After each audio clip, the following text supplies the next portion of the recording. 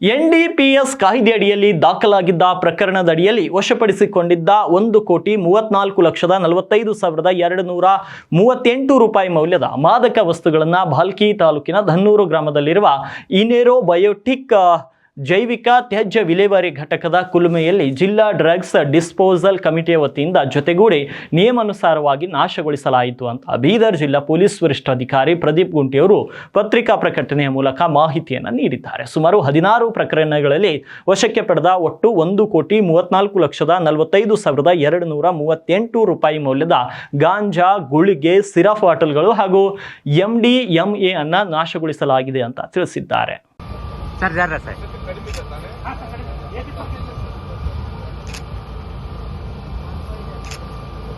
Sir 1 second sir. Okay sir.